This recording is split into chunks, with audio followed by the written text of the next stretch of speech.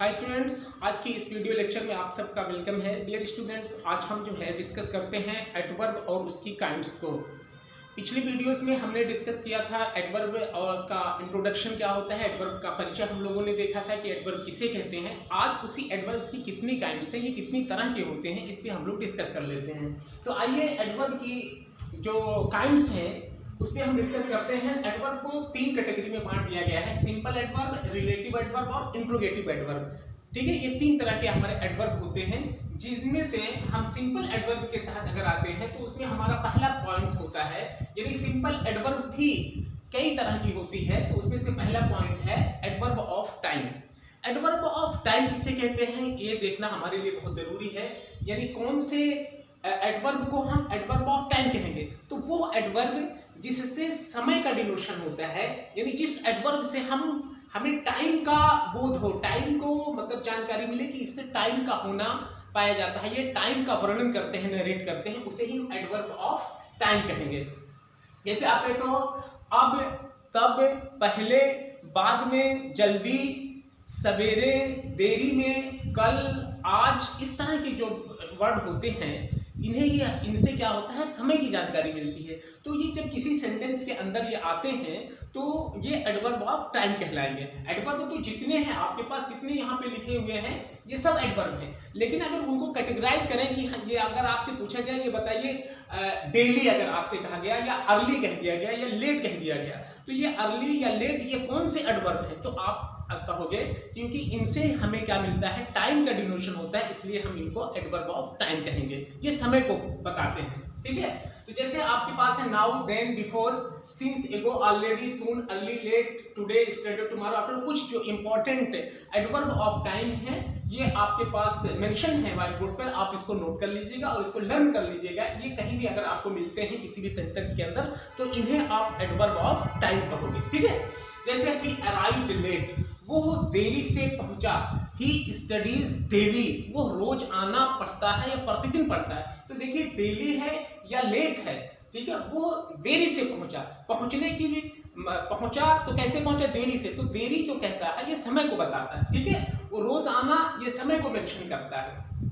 He gets up early, वो जल्दी सवेरे उठ जाता है ना, अर्ली, तो ये क्या करता है, टाइम को मेंशन करते हैं। ठीक है ना, तो इस तरह के जो सेंटेंसेस होते हैं जिनमें ये सब आते हैं उन्हें हम क्या कहते हैं, एडवर्ब ऑफ टाइम कहते हैं। आइए अगला पॉइंट हम डिस्कस करते हैं एडवर्ब ऑफ प्लेस को, यानी वो एडवर्ब जो सेंटेंस के अंदर आते हैं तो उनसे जगह की बात मेंशन होती है, वो क्लियर होता है कि इस जगह की बात हो रही है, यानी सेंटेंस के अंदर जो भी बात की गई है वर्ब के द्वारा, जो भी एक्शन हुआ है वो किसकी तरफ हो रहा है, ठीक है, किस जगह की बात हो रही। तो ऐसी कंडीशंस में उसे हम एडवर्ब ऑफ प्लेस कहते हैं। जैसे यहाँ है, वहां है, ऊपर, नीचे, अंदर, बाहर, इस तरह के, दूर, पास, है ना, ये सब जगह को ही तो मेंशन करते हैं जितने शब्द बोले गए हैं। तो जैसे यहाँ, वहां, इन, आउट, अप, ऊपर, नीचे, है ना, अबे, दूर, पास, नजदीक, अंदर की ओर, बाहर की ओर, हर जगह, ये सारे जो वर्ड हैं ये आपको एडवर्ब ऑफ प्लेस को मेंशन करते हैं। जैसे ही वेंट देयर, वो वहां गया, ही केम हियर, वो यहां आया, ही हैज गॉन समवेयर, वो कहीं चला गया।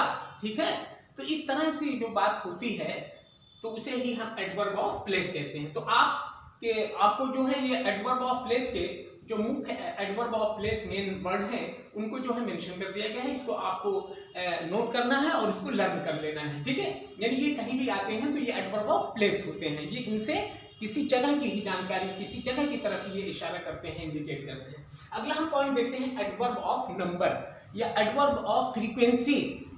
ठीक है, फ्रीक्वेंसी नंबर, तादाद या संख्या जिसको आप कहते हैं फ्रीक्वेंसी, यानी जो बारंबारता जिसको आप कहते हो, मैथमेटिक्स में आपने फ्रीक्वेंसी को पढ़ा होगा, बारंबारता जो रिपीटेडली मतलब जो है आती रहती हो या बार बार आती रहती हो, उसे ही क्या कहते हैं, संख्या, उसे ही हम क्या कहते थे, बारंबारता कहते थे, है ना। जैसे एक बार, दो बार, तीन बार, चार बार, पांच बार, छह बार, सात बार, आठ बार, इस तरह की बात जो होती है, या फर्स्टली, सेकेंडली, थर्डली, फोर्थली, इस तरह से जो होता है ये फ्रीक्वेंसी को करते हैं। हमेशा, कभी नहीं, ठीक है, ऑफन, अक्सर, सेल्डम, शायद ही कभी ना, तो इस तरह के जो वर्ड होते हैं, जो एडवर्ब होते हैं, उन्हें हम एडवर्ब ऑफ फ्रीक्वेंसी कहते हैं। वंस है, twice, seldom, never, always, often, again, secondly, thirdly, इस तरह के जो आपके वर्ड होते हैं, एडवर्ब होते हैं, इन्हें हम एडवर्ब ऑफ फ्रीक्वेंसी कहते हैं। तो आपको इसको भी लर्न करना होगा ताकि आपको याद ये समझ में आ जाए कि ये एडवर्ब ऑफ फ्रीक्वेंसी के तहत आते हैं। जैसे ही हैज कम अगेन, वो दोबारा फिर आया है, वो दोबारा आया है ना, वो दोबारा आया है। तो अगेन जो कहता है ये फ्रीक्वेंसी को, यानी इससे पहले भी वो आया था और फिर आया है ना, दोबारा आ गया है, समझ में ना। तो दोबारा ये क्या कहते हैं, फ्रीक्वेंसी, यानी एक बार उसके द्वारा ऐसा हुआ, फिर उसने क्या किया है, रिपीट कर दिया है, ठीक है। ही डिड इट ट्वाइस, इसने इसे 2 बार किया, यानी 2 बार का मतलब क्या, इसके पहले भी उसने ये काम को किया था और फिर उसने रिपीट कर दिया इसको। तो इसे ही हम क्या कहते हैं, फ्रीक्वेंसी है। He always goes to school, वो हमेशा स्कूल जाता है, ठीक है। यानी आज ही सिर्फ स्कूल नहीं गया, इससे पहले ही उसके द्वारा जो स्कूल जाने का काम था वो होता रहा है, कंटिन्यू होता रहा है, ठीक है। तो इसलिए हम क्या कहते हैं, इसे हम फ्रीक्वेंसी या नंबर कहते हैं, ठीक है, समझ में ना। ही सेल्डम गोज टू स्कूल, शायद ही कभी वो स्कूल जाता हो। सेल्डम मीन्स होता है शायद ही कभी, ठीक है। और ऑफन मीन्स होता है अक्सर, प्राय, बहुधा, यानी 90%। और वहीं सेल्डम अगर आ गया तो समझ जाइए ये 10% वाला, शायद ही कभी, है ना। तो इस तरह से जो होते हैं एडवर्ब होते हैं, उन्हें हम एडवर्ब ऑफ फ्रीक्वेंसी कहते हैं। अगला देखते हैं एडवर्ब ऑफ मैनर को हम देखते हैं। मैनर्स तौर तरीका होता है, जैसे जो भी एक्शन होता है, जो भी सब्जेक्ट के द्वारा कार्य होता है, उसके कार्य करने का तरीका क्या है, यानी सब्जेक्ट जो भी एक्शन करता है सेंटेंस के अंदर, एडवर्ब ऐसे एडवर्ब जो उसके मैनर को बताए कि वो जो काम कर रहा है वो किस हिसाब से कर रहा है या कैसे कर रहा है ना। जैसे आप जो है इंग्लिश पढ़ते हो, अगर क्लियर पढ़ते हो, ही स्पीक्स इंग्लिश क्लियरली, वो स्पष्ट रूप से या क्लियर क्या करता है, इंग्लिश बोलता है, ठीक है ना। या ही रीड्स स्लोली, वो धीरे धीरे पढ़ता है। तो स्लोली हुआ या क्लियरली हुआ, इस तरह से क्या मेंशन को कराते हैं, ये उसका मैनर हुआ, तरीका हुआ, है ना। तो इस तरह के जो एडवर्ब होते हैं वो उसे एडवर्ब ऑफ मैनर कहते हैं। जैसे ही वर्क्स हार्ड, वो काम तो करता है लेकिन कैसा काम, हार्ड वर्क करता है ना, एक कठिन काम करता है, समझ में आया ना। आप देखो हो ही रन्स, वो दौड़ता है लेकिन कैसे दौड़ता है, फास्ट, तेज दौड़ता है। तो ये क्या होता है, एडवर्ब ऑफ मैनर होता है। He has written well, he has written well या ही हैज वेल रिटन, उसने बहुत अच्छा लिखा है। तो इस तरह की जो बात होती है उसे हम क्या कहते हैं, एडवर्ब ऑफ मैनर कहते हैं। He works hard, he reads clearly, this story is well written. तो इस तरह के जो मेन जो है एडवर्ब ऑफ मैनर है वो आपके पास कुछ मेंशन है, इसको आपको लर्न करना है। अगला पॉइंट हम डिस्कस करते हैं।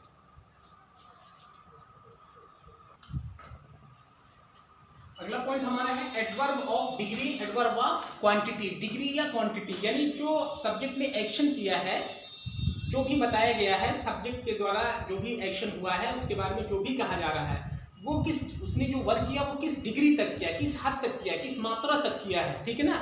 या वर्क की जो क्रिया होती है वो किस हद तक हुई है, उसको क्वांटिटी को मेंशन करने के लिए जो भी एडवर्ब होते हैं, ठीक है, उन्हें हम एडवर्ब ऑफ डिग्री या एडवर्ब ऑफ क्वांटिटी कहते हैं, ठीक है।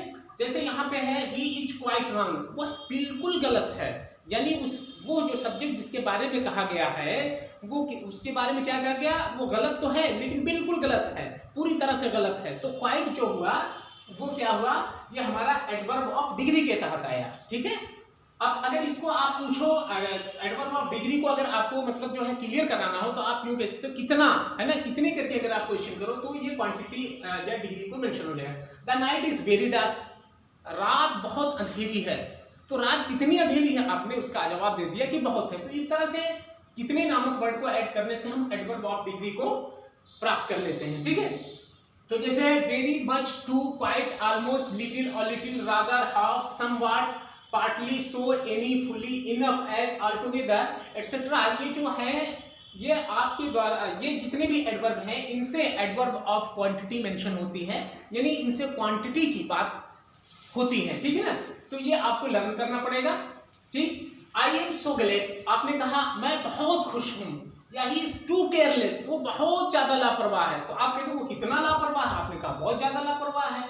आई एम सो ग्लैड, मैं बहुत खुश हूं, है ना, कितना खुश हो, तो कहने का मतलब यह है एडवर्ब ऑफ डिग्री को अगर आपको आप जानना चाहते हो तो उससे अगर कितना करके क्वेश्चन पूछ लो तो वो क्या आ जाएगा, ठीक है, आपको वो मिल जाएगा। अगला देखते हैं एडवर्ब ऑफ रीजन। कुछ एडवर्ब ऐसे होते हैं जो किसी वजह को बताते हैं, ठीक है, इसलिए जैसे आप कहते हैं अगर इसलिए कोई बात होती है तो इसलिए आप क्यों कहते हो, है ना, कोई आगे का कोई रीजन है, कोई वजह है, कहते हैं इसलिए मैंने स्कूल को छोड़ दिया, या इसलिए मैंने जो है पढ़ना छोड़ दिया, है ना, इसलिए मैं मुंबई नहीं गया, ठीक है, इसलिए मैं गांव नहीं जाता हूं, ठीक है। तो यानी कोई जब वजह होती है तो उसके लिए आप जो भी एडवर्ब आती है जो किसी वजूहात को मेंशन कराती है उसे हम देयरफॉर, उसे हम क्या कहते हैं, एडवर्ब ऑफ रीजन कहते हैं। जैसे therefore he left the house, इसलिए उसने क्या किया, घर को छोड़ दिया, मकान को छोड़ दिया, है ना। अब कोई वजह नहीं होगी, अब जैसे मान लिया उस मकान में कुछ आपस में क्या कहते हैं बहस और तकरार हुई दो लोगों के बीच में, या झगड़े की जड़ थी, कोई वजह थी जिसकी वजह से वो बार बार झगड़ा नहीं करना चाहता था इसलिए उसने छोड़ दिया, या उसमें मतलब तमाम तरह की कोई भी वजह हो सकती है। इस तरह से she is hence unable to go, इस तरह से वो वहां जाने के एबल नहीं है ना। अब वो क्यों नहीं वहां जाने के एबल है, ठीक है, हो सकता है वो बीमार पड़ी हो, ये वजह हो सकती है ना, या ये भी हो सकता है कि मतलब जो है उसके हाथ या पैर में फ्रैक्चर हो गया हो इसलिए वो ना जाए, मतलब किसी भी तरह की वो वजह हो सकती है। इसलिए हम जिनसे रीजन का होना पाया जाता है उसे हम क्या कहते हैं, एडवर्ब ऑफ रीजन। तो देयरफॉर और हेंस जो आपके सामने है ये एडवर्ब ऑफ रीजन कहलाएंगे, ये वजह को बताते हैं। अगला है एडवर्ब ऑफ अफर्मेशन, जिसे स्वीकारात्मक आप कहते हैं, एक्सेप्टेबल, ठीक है, जब कोई एक्शन होता है उसको आप स्वीकार कर लो। ही सर्टेनली वेंट, वो निश्चित रूप से गया, है ना, ही वेंट, वो गया, लेकिन सर्टेनली ये क्या कह दिया, एडवर्ब ऑफ अफर्मेशन को मेंशन कराया, ठीक है। तो सर्टेनली या यस एक्सेप्ट करते हो आप, है ना, yes I will do my work, हाँ मैं अपने काम को करूंगा। तो इस तरह से इन्हें जो हम क्या कहते हैं अफर्मेशन में कहते हैं। अब वही निगेशन हो जाता है, नॉट और नेवर अगर आ जाते हैं तो वो क्या होता है, वो निगेशन को मेंशन कराता है। यू डू नॉट नो मी, तुम मुझे नहीं जानते हो, तुम मुझे नहीं जानते हो। ही नेवर सेड, उसने कभी नहीं कहा। तो यानी कभी नहीं या नहीं, ये क्या होता है, निगेशन को मेंशन कराता है।